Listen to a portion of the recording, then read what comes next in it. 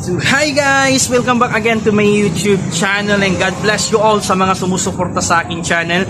And for vlog for today, ang pag-usapan po natin organic fertilizer part 2. So yun po yung ating pag-usapan. And before that, lagi po kasing nag-share ako ng one verse before ako magtuturo po ng mga tutorial sa ating channel ngayon. At ang gusto kong i-share po sa ating lahat, John chapter 14 verse 14. Ang ganda po yung sabi diyan, ask anything in my name and I will do it. So the word anything po, lahat po nang hihilingin natin basta meron po tayong pananampalataya, kayang gawin yan ng ating Diyos na buhay. Sa previous mga vlog ko, Matthew chapter 19 verse 26, wala pang imposible sa Kanya.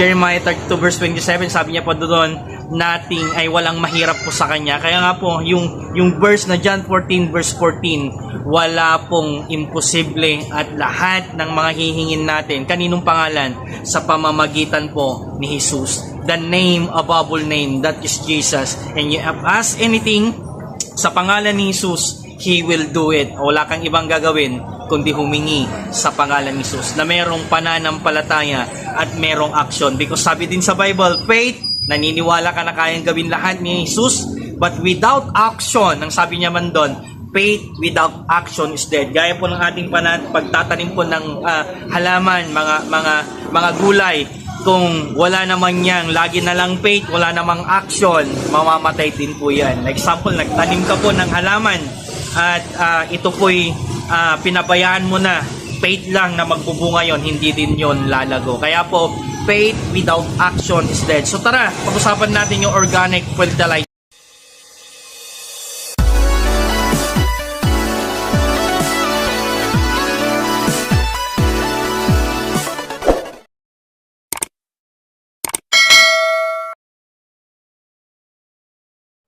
So may dalawa tayong klaseng ingredients sa organic. Yung isa po vermicast, yan po yung mga kinuha namin na vermicast.